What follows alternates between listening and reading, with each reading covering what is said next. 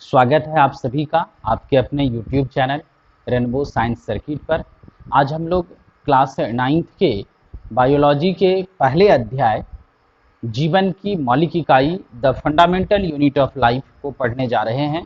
जैसा कि पिछले कुछ वीडियो में आपने देखा समझा कि जो हमारा जीवन है या जो भी सजीवों का जीवन है वह बहुत ही महत्वपूर्ण है और सजीव ही एक तरह से कहा जाए इस संसार के निर्माण में बहुत ही महत्वपूर्ण भूमिका निभाई है। वैसे निर्जीव पदार्थों का निर्जीव वस्तुओं का भी योगदान है, लेकिन सोचिए अगर हम सजीव नहीं होते तो इस संसार की परिकल्पना भी नहीं की जा सकती थी। और सजीवों का जो जीवन है उसकी जो मौलिक इकाई है, जो मूल इकाई है, जो फंडामेंटल यूनिट है, उसके बारे में हमने विस्तार से पीछे चर्चा किया। वह कोशिका है, सेल है। और आपने पढ़ा था सेल के इतिहास के बारे में, कहाँ से खोज हुई, वो रॉबर्ट हुक, ल्यूवेनहक और इस तरह से कई वैज्ञानिक आए, विर्चो, स्लाइडेन और स्वान, इस तरह से फिर आपने देखा था और सभी धीरे धीरे कई वैज्ञानिकों का योगदान हुआ और तब जाकर के कोशिकाओं का एक विस्तृत अध्ययन होने लगा। और पिछले वीडियो में आपने पढ़ा था सेल बायोलॉजी या साइटोलॉजी के बारे में, तो वहाँ भी आपने जाना कि अब तो कोशिका विज्ञान एक विस्तृत शाखा बन गई है, एक विशाल शाखा बन गई है, ब्रांच बन गया है बायोलॉजी का, जहां हम लोग मूल रूप से मुख्य रूप से कोशिकाओं का, सेल्स का अध्ययन करते हैं। तो आइए, हमने पिछले वीडियो में आपको कहा भी था कि अब यहाँ से सेल शुरू होगा। अभी तक तो हम लोग इंट्रोडक्शन क्लास देख रहे थे, अब यहाँ से कोशिका के बारे में विस्तार से चर्चा हम लोग आज आरंभ करने जा रहे हैं। इसलिए आप सभी से ये रिक्वेस्ट है, मेरा निवेदन है कि वीडियो को एकदम ध्यान से सुनिएगा, समझने का प्रयास कीजिएगा और सबसे महत्वपूर्ण चीज, आप घर में जब रहते हैं तो किताबों को भी पढ़िए। आपके पास जिस किसी भी प्रकाशन की किताब हो जिसमें कोशिका चैप्टर दिया गया है, जीवन की मौलिक इकाई चैप्टर दिया गया है, उसको आप शुरुआती भाग को पढ़िए, तो आपको निश्चित रूप से विषय वस्तु को समझने में काफी सुविधा होगी। और आज जो हम लोगों का टॉपिक है, सेल की संरचना को जानना है, कोशिका की संरचना को समझना है, स्ट्रक्चर ऑफ ए सेल को हम लोग पढ़ने जा रहे हैं। आखिर यह कोशिका कैसे बनी होती है, कोशिका का मुख्य भाग क्या क्या होता है। जैसे हम इस मार्कर पेन के बारे में कहें, इसके संरचना को जानें, इसका पूरा बॉडी प्लास्टिक से बना हुआ है, इसके भीतर एक स्पंज है जिसमें इंक रहती है, फिर अगले भाग में एक नीब लगा हुआ है जो उस इंक को आसानी से अवशोषित कर सकता है। फिर हम लोग इस ढक्कन को खोल करके इसको बोर्ड पर लिखते हैं और लिखा हुआ हो जाता है, फिर इस ढक्कन को बंद कर देते हैं। यही इसकी संरचना है, बनावट है, किस तरह से इसका निर्माण हुआ है, इसी को संरचना कहा जाता है। तो कोशिका की संरचना को यहाँ समझना है। स्ट्रक्चर ऑफ ए सेल को जब जानेंगे तो देखिए क्या लिखा गया है। सूक्ष्मदर्शी, जिसको अंग्रेजी में हम लोग माइक्रोस्कोप भी कहते हैं सूक्ष्मदर्शी को, और पहली बार आपने सुना था कि जो सूक्ष्मदर्शी था वो रॉबर्ट हुक ने बनाया था प्रयोगशाला में, और अपने से जो उन्होंने सूक्ष्मदर्शी बनाया, जो माइक्रोस्कोप बनाया, उस सूक्ष्मदर्शी के द्वारा कॉर्क के काट का अध्ययन किया था। और कॉर्क के काट के अध्ययन से उन्होंने यह निष्कर्ष निकाला था कि संसार में जितने भी सजीव हैं वो सभी छोटे छोटे इकाई से बने होते हैं, और उसी इकाई को रॉबर्ट हुक ने कोशिका या सेल नाम दिया था। और वही सेल आज इतना विस्तृत रूप में अध्ययन किया जाता है, सजीवों के जीवन का आधार है, वह इकाई है, यूनिट है हमारे जीवन का। तो इस सेल की, कोशिका की संरचना को भी जानने के लिए सूक्ष्मदर्शी का ही प्रयोग किया जाता है। और सूक्ष्मदर्शी के द्वारा जब कोशिकाओं का विस्तृत अध्ययन किया जाता है तो उसकी संरचना या बनावट में मुख्य रूप से 3 भाग हमें दिखाई देता है। या इसको हम लोग सरल भाषा में, आसान भाषा में ऐसे भी कह सकते हैं कि कोशिका की जो रचना है, कोशिका की जो बनावट है, उसको 3 भाग में, 3 खंड में बांटा गया है। और कोशिका की रचना जो 3 खंड में बटी हुई है, इसको हम लोग थोड़ा सा जो लिखा गया है वो देख लीजिए। पहला नंबर है, इसका पहला भाग है कोशिका का प्लाज्मा झिल्ली या कोशिका झिल्ली। प्लाज्मा झिल्ली या कोशिका झिल्ली अंग्रेजी में लिखा गया है प्लाज्मा मेम्ब्रेन और सेल मेम्ब्रेन। मेम्ब्रेन जिसको हिंदी में झिल्ली कहते हैं, इस झिल्ली शब्द को आप समझ लीजिए, वो जो हमारा कैरी बैग होता है, पॉलीथीन जिस पर प्रतिबंध लगा हुआ है, उस पॉलीथीन से भी पतला परत, काफी लचीला मुलायम परत जब हो तो उसी को झिल्ली कहते हैं। आप याद कीजिए, बहुत लोग जो प्याज खाते होंगे, उस प्याज में आपने देखा होगा जो उसका लेयर होता है, मोटा भाग होता है प्याज का, उसके भीतरी परत में से कभी नाखून से पकड़ के हटाइएगा तो पॉलीथीन से भी पतला परत प्राप्त होता है। उस तरह के परत को ही झिल्ली कहते हैं। जबकि कोशिका झिल्ली, मैं एक उदाहरण देके समझा रहा हूं, उस तरह की पतली परत होती है, लेकिन कोशिका झिल्ली तो उससे भी बहुत पतली होती है, क्योंकि सिर्फ कोशिका को हम लोग आंख से नहीं देख सकते हैं, फिर उसके झिल्ली को कैसे देख लेंगे आंख से। हमने एक उदाहरण देकर के आपको समझाने का प्रयास किया। उस प्याज का जो भीतरी सतह होता है उसमें पतली लेयर रहती है, परत रहती है, जिसको नाखून से कभी पकड़ के खींचिएगा तो वो परत आपको दिखाई देगा। उसी तरह की मुलायम परत को झिल्ली कहते हैं। तो ये प्लाज्मा झिल्ली या कोशिका झिल्ली, अंग्रेजी में प्लाज्मा मेम्ब्रेन या सेल मेम्ब्रेन कहते हैं, यह कोशिका का पहला भाग है, पहला खंड है, उसकी रचना का बाहरी भाग है। उसके बाद दूसरा है केंद्रक, जिसको अंग्रेजी में न्यूक्लियस कहते हैं। तीसरा है कोशिका द्रव्य, जिसको अंग्रेजी में साइटोप्लाज्म कहते हैं। इस तरह से ये प्लाज्मा झिल्ली या कोशिका झिल्ली, केंद्रक और कोशिका द्रव्य, तीन भाग होते हैं मुख्य रूप से। जो कोशिका की संरचना है, जब माइक्रोस्कोप से उसका अध्ययन किया जाता है तो ये तीन भागें हम लोगों को, तीन पार्ट्स दिखाई देते हैं। अब हम लोग बारी बारी से इन तीनों भागों का विस्तृत अध्ययन करेंगे और शुरुआत करते हैं, पहले भाग पर आते हैं। तो इन तीनों चीजों को समझने से पहले मैं एक सरल उदाहरण के द्वारा आपको समझाना चाहता हूं कि जैसे अभी का मौसम है, आम अभी मिलता होगा, हो सकता है अब तो समाप्ति की तरफ है, फिर भी आपने से बहुत लोगों ने तो आम देखा ही है, खाया ही है। उस आम के बारे में देखिए कि आम, एक पके हुए आम की कल्पना कीजिए। जब पका हुआ आम आपके हाथ में आता है तो खाने से पहले सबसे ऊपर उसके बाहरी परत पर छिलका होता है, वो मोटा मोटा छिलका रहता है। उस छिलका क्या करता है, उस आम के भीतर जो भी रस और गुद्देदार भाग या गुठली है उसको सुरक्षित रखता है। सोचिए अगर एक आम पर से हम छिलका हटा दें, क्या वह आम सुरक्षित रहेगा? नहीं रह पाएगा, वह खराब हो जाएगा, बर्बाद हो जाएगा। तो जिस तरह से आम की सुरक्षा करता है छिलका, तो उस तरह से सोचिए कोशिका के बाहर भी एक पतली परत होती है, झिल्ली नुमा रचना होती है, उसी को कोशिका झिल्ली या प्लाज्मा झिल्ली कहते हैं। फिर आम के जो उस झिल्ली को हटाते हैं, कोशिका को हटाते हैं बाहर से, या कह सकते हैं छिलका को हटाते हैं, उसके अंदर रस और गुद्देदार भाग होता है। उस रस और गुद्देदार भाग को समझिए, वही है कोशिका द्रव्य।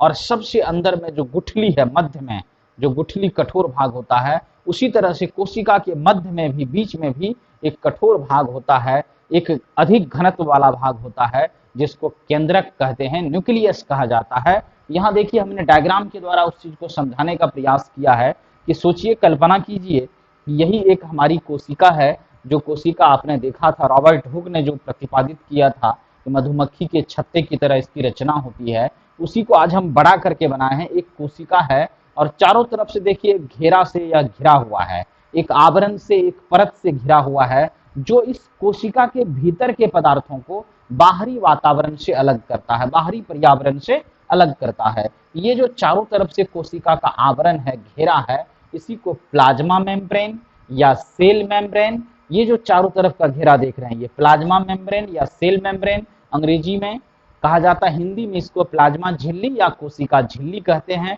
क्योंकि ये कोशिका को चारों तरफ से घेर कर रखती है, इसलिए इसको कोशिका झिल्ली या प्लाज्मा झिल्ली कहते हैं।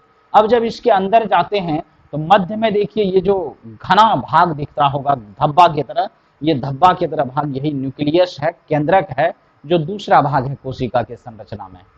और फिर देखिए ये जो प्लाज्मा मेम्ब्रेन है, चारों तरफ का घेरा, और बीच में ये केंद्रक न्यूक्लियस, इसके अंदर में एक प्रकार का तरल पदार्थ भरा रहता है। तरल मतलब बहने वाला पदार्थ भरा रहता है। उस तरल पदार्थ में भी कई और छोटे छोटे घटक हैं, जिस पर आगे बात करेंगे, जिसको कोशिकांग कहते हैं, सेल ऑर्गेनेल्स कहते हैं। जब हम उस पर जाएंगे, कोशिका द्रव्य पर, तब बात होगी। लेकिन अभी तो हम लोगों को पहले प्लाज्मा झिल्ली या कोशिका झिल्ली समझना है। इसलिए मुख्य रूप से आपको इस तीनों भागों को हमने संक्षेप में यहाँ बताने का प्रयास किया है कि कोशिका के सबसे बाहर जो परत है, इसको कोशिका झिल्ली या प्लाज्मा झिल्ली कहते हैं। अंग्रेजी में प्लाज्मा मेम्ब्रेन या सेल मेम्ब्रेन कहा जाता है। मध्य में जो घना भाग है उसको केंद्रक या न्यूक्लियस कहते हैं। और केंद्रक या न्यूक्लियस और ये प्लाज्मा झिल्ली, इसके अंदर में जो बीच में जो तरल पदार्थ भरा हुआ है, उसी को केंद्रक, जो तरल पदार्थ है केंद्रक और प्लाज्मा मेम्ब्रेन के बीच में, उसको कहते हैं कोशिका द्रव्य। द्रव्य है यहाँ लिखा हुआ, हिंदी को आप थोड़ा सा ध्यान से समझेंगे। इस द्रव्य का मतलब होता है पदार्थ, एक दोहरा संयुक्त वो द्रव, द्रव मतलब लिक्विड होता है, बहने वाला, ये द्रव्य है, द्रव्य मतलब पदार्थ, कहने का मतलब इसके भीतर ये जो आप देख रहे हैं साइटोप्लाज्म या कोशिका द्रव्य, इसके भीतर कई प्रकार के छोटे छोटे भाग हैं जिस पर हम लोग आगे चर्चा करेंगे जब कोशिका द्रव्य को पढ़ेंगे तब।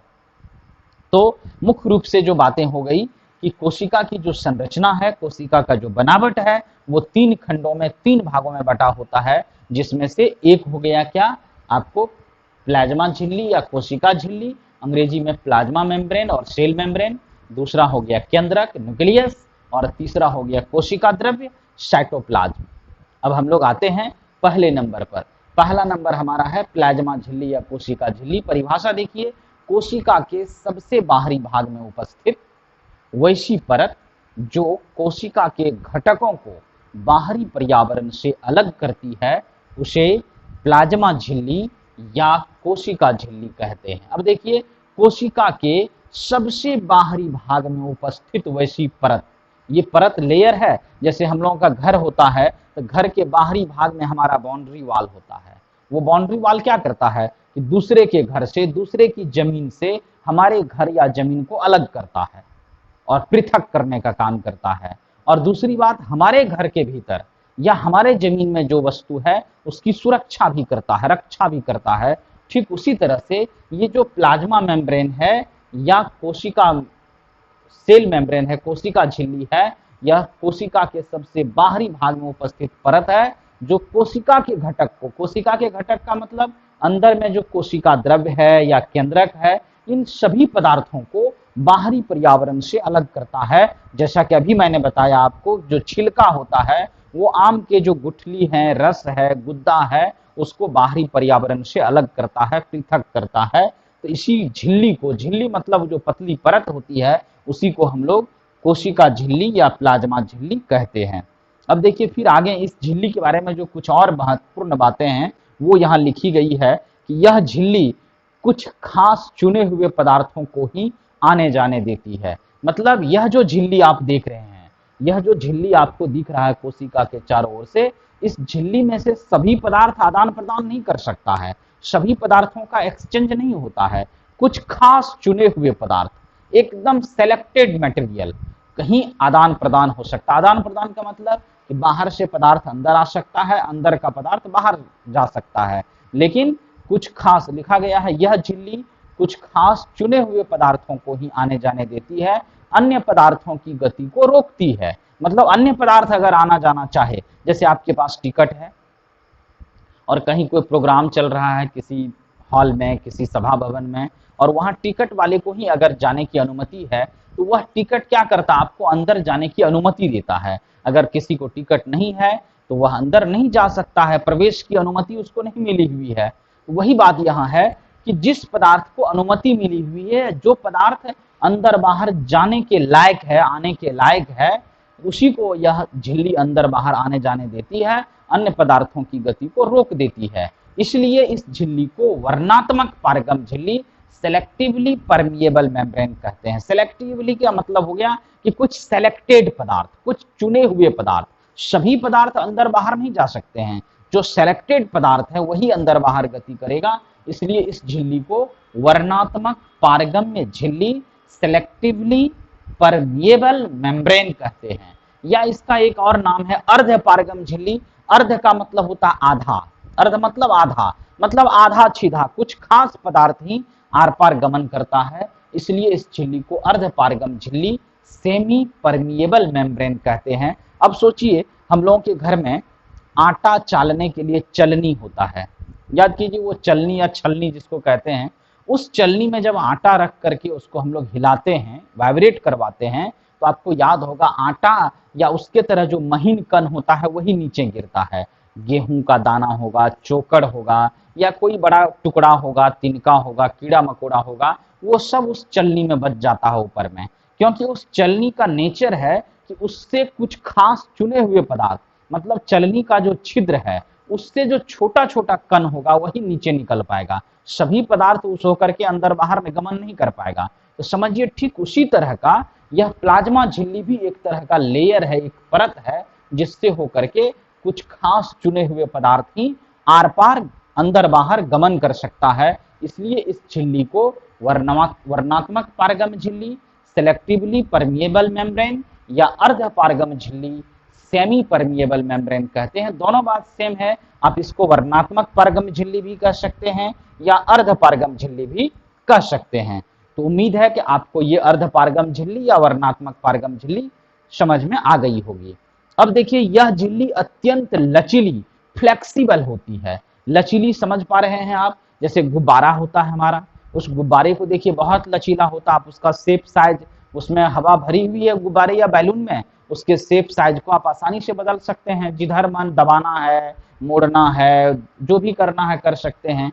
वही उसी तरह से यह जो झिल्ली है काफी लचीली होती है, फ्लेक्सिबल होती है और लिपिड तथा प्रोटीन जैसे कार्बनिक अणुओं से बनी होती है। ये वेरी वेरी वेरी इंपॉर्टेंट बात है कि जो कोशिका झिल्ली है या जो प्लाज्मा झिल्ली है यह किस पदार्थ से बनी होगी, तो लिपिड और प्रोटीन। प्रोटीन का नाम तो आप में से बहुत लोग सुने होंगे और लिपिड भी आप सुने हैं, जानते हैं। जो वसा होता है ना, चर्बी, तेल, घी, मक्खन जो हम लोग खाते हैं, उसी में लिपिड पाया जाता है, उसी वसा का बदला हुआ रूप है लिपिड।